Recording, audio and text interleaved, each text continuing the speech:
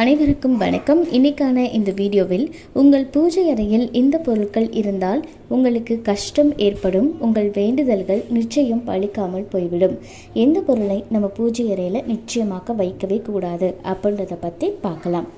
பூஜை அறை அப்படின்றது பார்த்திங்க அப்படின்னா எல்லாருக்குமே ரொம்ப ரொம்ப முக்கியமான ஒன்றாக இருக்கும்.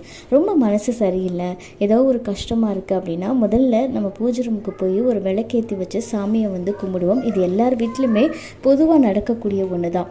ஸோ அப்போ அந்த பூஜை அறை அப்படின்றது உயிரோட்டமாக தெய்வ சக்தியோடு இருக்கும்போது தான் நம்ம வேண்டக்கூடிய வேண்டுதல்கள் அந்த இடத்துல நிச்சயமாக படிக்கும். ஸோ நம்ம பூஜை அறைக்கு போன உடனே நமக்கு ஒரு மன திருப்தி ஏற்படும்.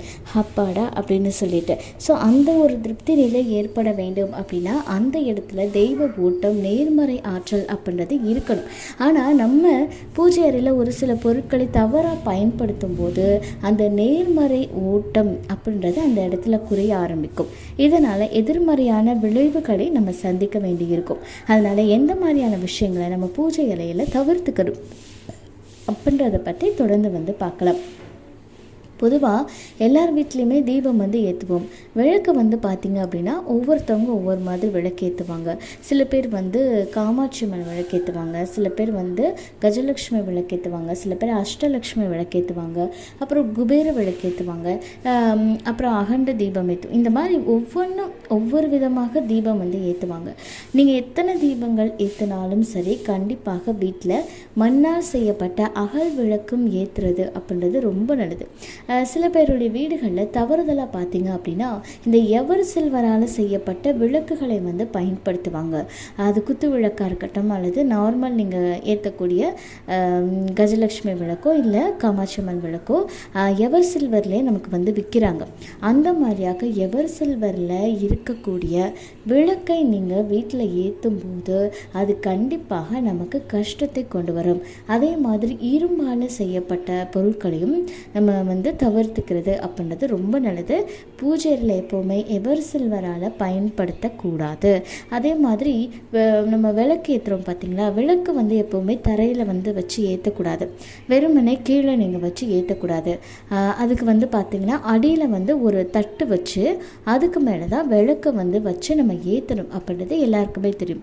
அப்படி விளக்கு வைக்கும்போது சில பேர் என்ன செய்கிறாங்க அப்படின்னா ஒரு எவர் சில்வர் தட்டு நம்ம கிச்சனில் பயன்படுத்துவோம்ல, குட்டி குட்டி தட்டுங்க, அதில் ஏதாவது ஒரு தட்டை எடுத்து அது மேலே விளக்கு வச்சுடுவாங்க. அந்த ஒரு தப்பை நம்ம எப்போவுமே செய்யக்கூடாதுங்க.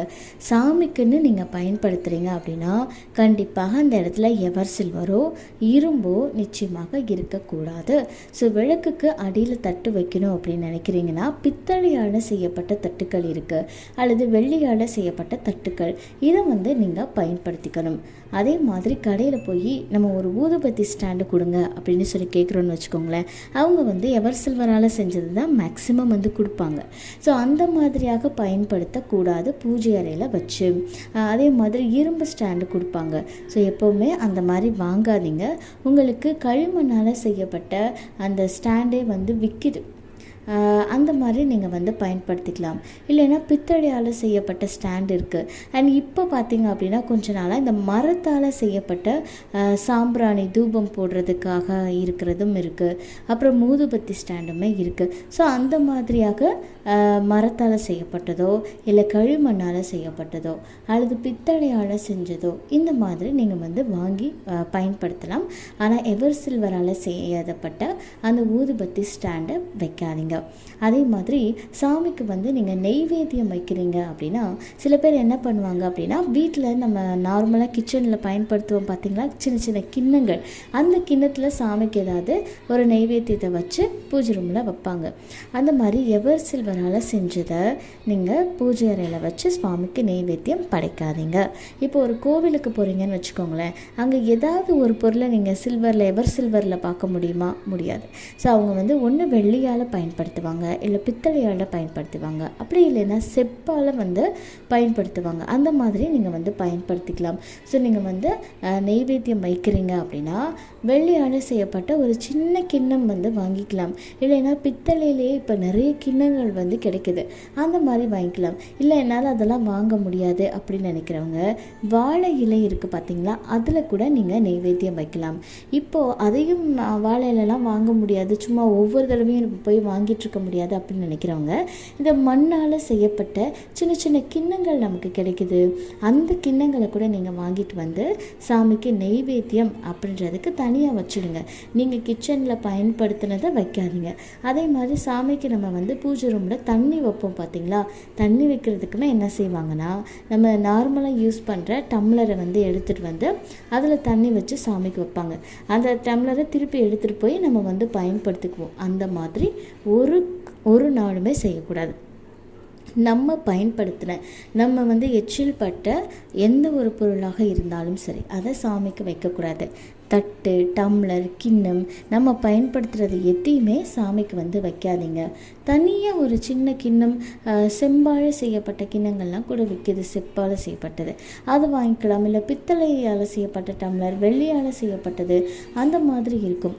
அதை வந்து நீங்கள் வந்து பயன்படுத்திக்கலாமே தவிர எவர் சில்வரால் செஞ்ச நம்ம பயன்படுத்தின கிளாஸை அங்கே போய் வைக்கக்கூடாது. அது மிக மிக தவறான ஒரு விஷயமாக பார்க்கப்படுது. அதே மாதிரி இப்போ நம்ம சாம்பிராணி தூபம் போடுறோன்னு வச்சுக்கோங்களேன், ஒரு தூபக்கால் கொடுங்க அப்படின்னு கடையில் கேட்டோன்னா கண்டிப்பாக நமக்கு இரும்பால் செஞ்சது கொடுப்பாங்க. அந்த இரும்பால் செஞ்சது தான் மேக்ஸிமம் வந்து அந்த காலத்தில் நம்ம வந்து பார்க்க முடியுது. இப்போவுமே நிறைய பேர் வீட்டில் வந்து அந்த இரும்பால் செய்யப்பட்டதை பயன்படுத்துவாங்க. அந்த மாதிரி தூபக்காலும் இரும்பில் வந்து பயன்படுத்தக்கூடாது. உங்களுக்கு அதுவே பார்த்திங்கன்னா களிமண்ணால் செய்யப்பட்டது விற்கிது. அதே மாதிரி நான் முன்னாடி சொன்ன மாதிரி உங்களுக்கு இந்த மரத்தால் செஞ்சு அந்த மாதிரி சாம்பிராணி வைக்கிறதுக்கெல்லாம் இருக்குது. அந்த மாதிரி நீங்கள் வந்து வாங்கிக்கலாம். அது வந்து ரொம்ப நல்லது. இரும்பால் செய்யப்பட்டதோ இல்லை எவர் சில்வரால் செய்யப்பட்டதோ அது வந்து வாங்காதீங்க. எந்த இடத்துல நீங்கள் இரும்பு வந்து அதிகமாக பயன்படுத்துகிறீங்களோ அந்த இடத்துல சனியுடைய ஆதிக்கம் அப்படின்றது ரொம்ப அதிகமாக இருக்கும். ஸோ அதனால் நீங்கள் வந்து பூஜை ரூமில் எப்போவுமே இரும்பு சம்மந்தப்பட்டதை தவிர்த்துக்கிறது, அறவே தவிர்த்துக்கிறது நல்லது. அதே மாதிரி எவர் சில்வரால் செய்கிறதையும் நம்ம வந்து தவிர்த்துக்கிறது அப்படின்றது ரொம்ப நல்லது. அப்புறம் இப்போ பூஜைக்கு மணி அடிக்கிறோம் பார்த்திங்கன்னா, அந்த மணியுமே சில பேருடைய வீடுகளில் எவர் சில்வரில் இருக்கும். அந்த மாதிரி செய்கிறீங்க அப்படின்னா அதையும் தவிர்த்துக்கோங்க. நம்ம பூஜை அறைக்கு பயன்படுத்தக்கூடிய எந்த ஒரு பொருட்களாக இருந்தாலும் சரி அது தெய்வீக ஆற்றலை ஈர்க்கக்கூடியதாக இருக்கணும். அதனால தான் பித்தளையால் செய்யப்பட்டது, அப்புறம் வந்து இது நமக்கு வெள்ளியால் செய்யப்பட்டது, அப்படி இல்லை அப்படின்னா நீங்கள் மண்ணால் செய்யப்பட்டது இதை வந்து பயன்படுத்திக்கலாம். செப்பால் செய்யப்பட்டதை பயன்படுத்திக்கலாமே தவிர இரும்பு, எவர் சில்வர் இதை வந்து எந்த அளவுக்கு நம்ம தவிர்த்துக்க முடியுமோ அந்த அளவுக்கு தவிர்த்துக்கிறது அப்படின்றது ரொம்ப நல்லது. பூஜை அறைக்கு சாமிக்கு எதுவாக நீங்கள் பயன்படுத்துகிறீங்க அப்படின்னாலும் தனியாக அது வந்து இருக்கணும். நம்ம பயன்படுத்தினது இல்லாமல் சாமிக்குன்னு சொல்லிட்டு தனியாக எப்போவுமே எடுத்து வச்சு பழகுங்க.